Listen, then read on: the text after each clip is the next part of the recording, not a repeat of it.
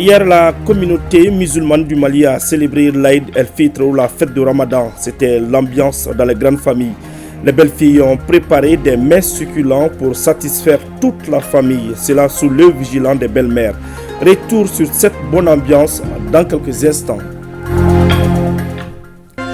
Dans cette édition, nous irons à Sikasso où l'association Noumaya de Nafatoumata Touré offre pour la deuxième année consécutive des vivres aux conducteurs de corbillard, aux thanatopracteurs et aux gardiens de cimetières. Un geste salutaire pour les bénéficiaires. Voilà pour les titres. Bonjour à tous et bienvenue dans ce 13h. Hier, à l'occasion de la fête de l'Aïd el-Fitr, le président de la transition a pris part à la prière à Koulouba. Le colonel Assimi Goïta a salué la résilience de ses compatriotes face aux difficultés actuelles marquées notamment par la crise énergétique. Le chef de l'État rassure que le gouvernement s'emploie à y trouver une solution définitive. Pour plus de détails, écoutons le président de la transition au micro d'Ibrahim Traoré. Je voudrais en ce jour béni souhaiter une bonne fête de Ramadan à toute la communauté musulmane. Et qu'Allah le Tout-Puissant accepte toutes nos prières pour le repos éternel de nos disparus, et qu'ils soient civils ou militaires. Nos prières pour la paix, la stabilité et le vivre ensemble. Aussi, nos prières vont à l'endroit de nos forces de défense et de sécurité et qui se battent au quotidien pour assurer la défense de la patrie. Je voudrais aussi souhaiter bonne fête à tous nos partenaires. Et je voudrais aussi saluer la résilience du peuple malien face à cette crise énergétique sans précédent. Et je tiens à rassurer le peuple malien et que le gouvernement est résolument engagé pour la recherche des solutions à court, à moyen et long terme. Ouvrons maintenant la fenêtre de la célébration de l'Aïd el-Fitr à l'intérieur du pays. À Kaï et Sikasso, les fidèles musulmans ont effectué la grande prière, occasion pour eux de faire des bénédictions pour le pays. On en sait plus avec Kabadjara et Amidou Diallo. La prière de l'Aïd el-Fitr a eu lieu ce mardi à Kaï sur le terrain appelé Sahara. Des fidèles musulmans sortis massivement pour la circonstance. C'est à 8 heures que la prière a démarré sous la houlette de l'imam Omar Barou. Alhamdulillahi Rabbil Alamin, c'est tout ce qu'il nous a accordé durant les mois de Ramadan et qu'il exorte tous nos bénédictions, des adorations, tout ce qu'on a fait comme action humanitaire et religieuse. C'est un jour de fête, aussi un jour de pardon. À cette occasion, je voudrais demander à tous mes compatriotes, à toute la population de la région de Kaï, de se pardonner, de se réconcilier, afin de consolider le travail formidable que nos forces armées de sécurité sont en train d'effectuer, afin que la paix puisse définitivement revenir dans notre pays. Donc je souhaite à toutes et à tous une très bonne fête, puisse Allah veiller sur notre pays. Bonne fête de Ramadan à tous les fidèles musulmans de la région des Kaï et qu'Allah le Tout-Puissant nous accorde son pardon. La fête d'Aïd el-Fitr est un moment de communion, de joie et de pardon à Ségou. À Nevers, les fidèles musulmans se retrouvent dans les différents lieux de prière pour effectuer leurs devoirs religieux. Après les 2 rakas et la koutba, comme à l'accoutumée, les légitimités religieuses coutumières et autres leaders rencontrent le gouverneur pour une présentation de vœux des Ségouviens.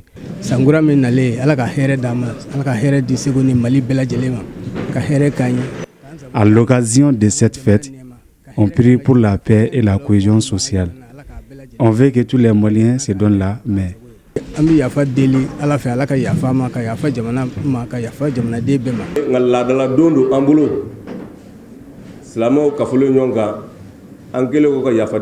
Cette présentation de vœux est une tradition.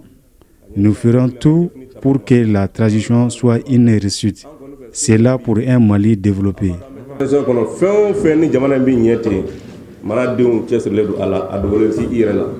Cette rencontre est aussi le moment d'inviter tous et chacun à la citoyenneté. Le dialogue intermalien, j'en ai parlé, qui s'annonce, c'est le week-end prochain dans les communes, qui sera suivi aussi de l'étape des régions, les 20, 21 et 22, et aussi de la phase nationale prévue pour le mois de mai.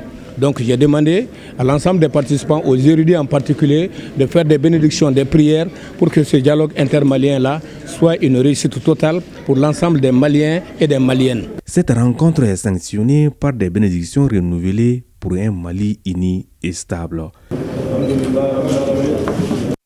Voilà, c'était la prière dans les régions de Kayes et Ségou. La fête de l'Aïd el-Fitr marque la fin du mois de Ramadan pour les fidèles musulmans. La journée a été célébrée hier dans les régions de Gao et Douanzan, nous disent Aliou Idrissa Maïga et Agali Yatara.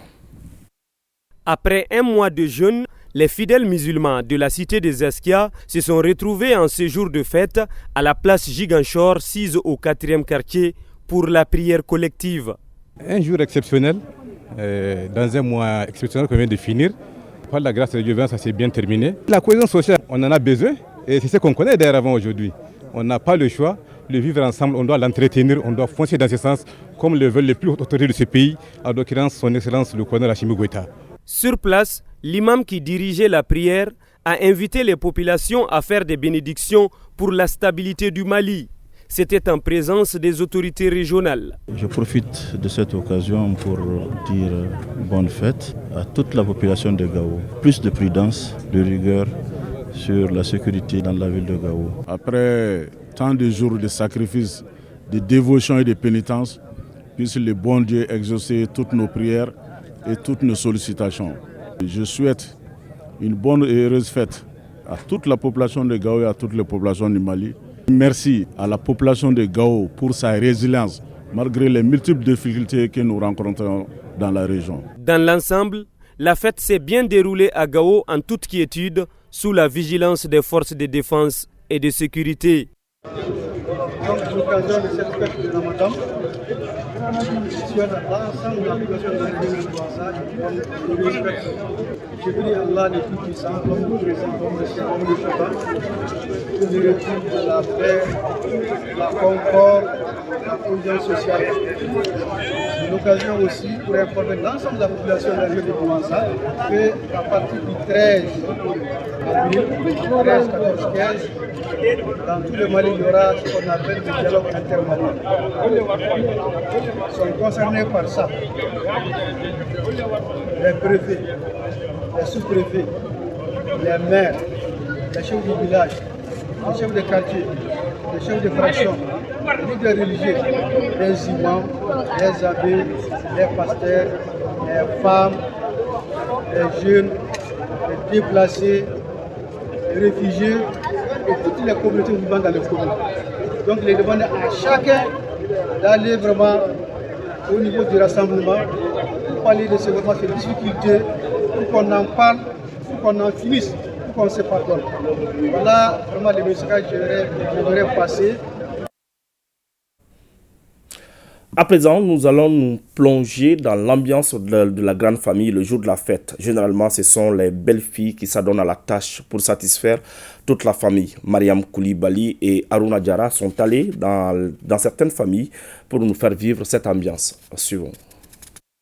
Nous sommes dans la famille Keïta, assise à Amdalaï. C'est une tradition pour les belles-filles de cette famille de se réunir à chaque fête pour la préparation des mets. Cette pratique existe chez eux depuis des décennies.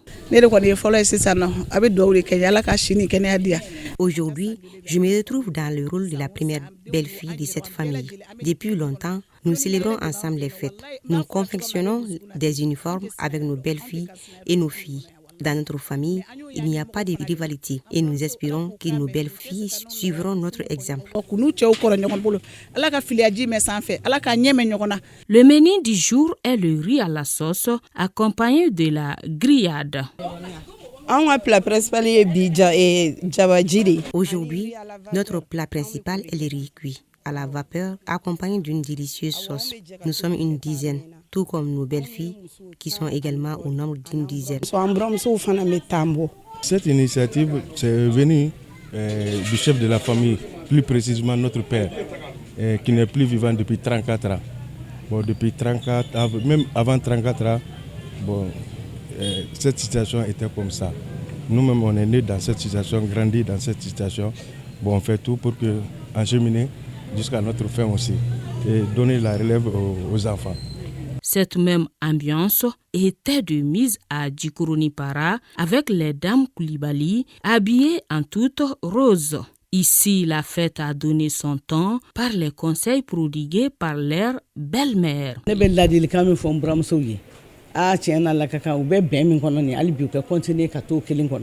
Mon conseil à mes belles-filles aujourd'hui est de continuer à cultiver l'harmonie entre elles.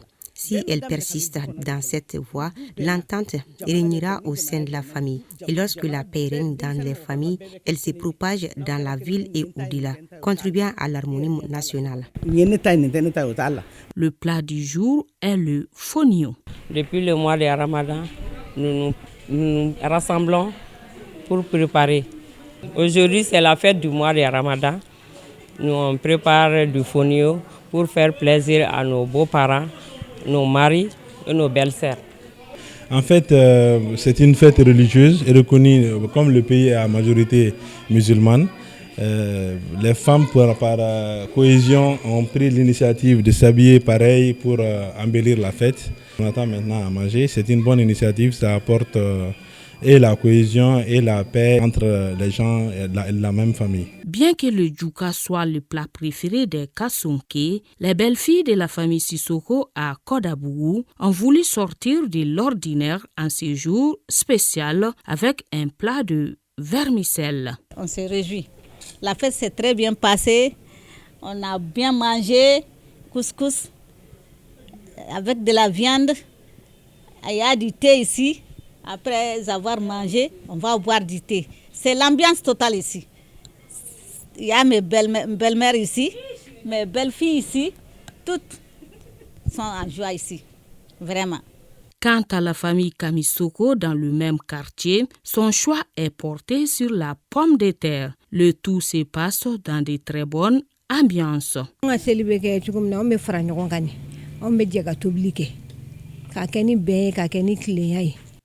À chaque fête, nous nous réunissons pour préparer ensemble dans une atmosphère de joie et de gaieté. C'est lors des fêtes de Tabaski que nous confectionnons les uniformes. Autre localité, autre réalité, Madame Touré Oumoutogola, loin de sa belle famille, préfère préparer chez elle et l'apporter ensuite aux beaux-parents ainsi qu'à ses parents. C'est comme ça, depuis que je me suis mariée, et chaque année c'est comme ça, comme c'est la tradition. Bon, il faut le faire, ça resserre les liens familiaux. Que je prépare pour les beaux-parents et pour ma famille également. Et puis quelques amis aussi. Il y a certains cousins aussi, je prépare pour eux. En uniforme ou pas, tout comme rassemblés ou seuls pour préparer, il faut donc dire que les belles filles que nous venons de rencontrer répondent massivement à l'esprit de la fête, à savoir le partage et le vivre ensemble. Au moment où certains sont à la maison pour profiter de cette fête, d'autres sont à la tâche, travail obligé. Ils sont entre autres médecins, pharmaciens, hommes de médias, chauffeurs, pompistes, policiers. Daouda Kone fait un focus sur eux dans cette édition suivante. L'Aïd el-Fitr marque le couronnement du mois sacré du Ramadan, fête religieuse au cours de laquelle les familles se réunissent, chômées et payées selon les dispositions nationales, mais beaucoup de citoyens sont appelés au poste. Ils sont policiers, agents de la protection civile et médecins à répondre à cet appel. Ce qui est des agents de la protection civile, ils sont un peu plus de 300 à être déployés dans la ville de Bamako. On a prêté serment pour sauver des vies humaines. Donc nous sommes dans la caserne, en attente, prêts à agir. C'est le jour de la fête et notre fête quand même aussi, c'est de sauver des vies humaines. Faire la prévention, conseiller beaucoup de gens par rapport aux activités de la fête. C'est vraiment le quotidien et nous faisons ça à chaque approche de fête.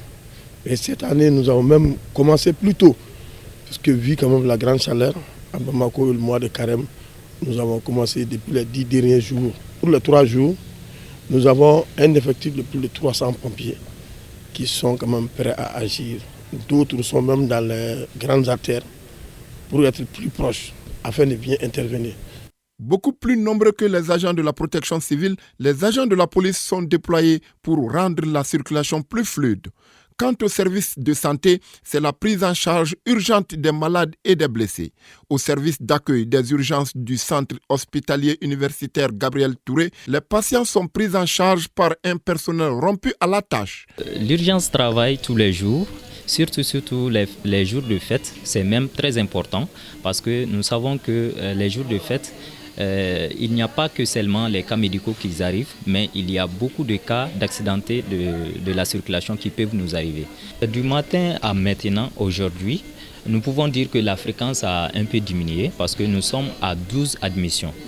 Et parmi ces 12 admissions, nous avons enregistré 10 cas d'accident de la circulation routière et les 2 autres, c'est des cas médicaux. L'un des familles, ces médecins, policiers, agents de la protection civile, j'en oublie volontiers, présentent le visage satisfait pour avoir rendu service à la nation. Rendre service, c'est aussi une des plus belles manières de célébrer l'Aïd el-Fitr. En 3e région, l'association Nyumaya de Na Fatoumata Touré, fidèle à sa tradition, offre pour la 2e année consécutive des vivres aux conducteurs de corbillard, aux thanatopracteurs et aux gardiens des cimetières. Le geste vise à soulager ces hommes et femmes qui abattent un travail remarquable. Une remise suivie par Yourou Bala Diabaté et Daouda Konati. Des cartons de pâtes alimentaires, des jus et des boissons, c'est la nature du don offert aux gardiens de cimetières, aux thanatopracteurs et aux conducteurs de corbillard de la mosquée Djambour du quartier Sanbo 1 par l'association Nyumaya de Na Fatoumata Touré. Ça fait plaisir de voir le sourire sur le visage des gardiens de cimetière, des chauffeurs de corbillard, des laveurs de cadavres, des muezzins et quelques imams. Cette remise de dons s'inscrit dans le cadre du mois de Ramadan en vue de soulager cette couche de la société. Notre combat, ce sont ces cibles-là que nous avons choisies. Parce qu'après, on a dit sur le terrain, on a trouvé que ce sont des personnes carrément oubliées. Donc c'est notre combat. Et secondo, c'était aussi la priorité de la vieille, paix à son âme, Na Fatoumata Touré, qui de son vivant œuvrait pour ces cibles-là, se souciait de clandestinement. Au petit, à Bamako, à Ségou, on a eu à faire des dons là-bas à plusieurs reprises. La présidente de l'association Nyumaya de Na Fatoumata Touré entend poursuivre ses activités dans d'autres mosquées pour donner du sourire à ces personnes vulnérables dans le but de développer l'élan de solidarité dont elle a hérité de sa défunte mère. Ainsi s'achève ce journal. Merci de l'avoir suivi. Bonne suite de programme sur ORTM 1.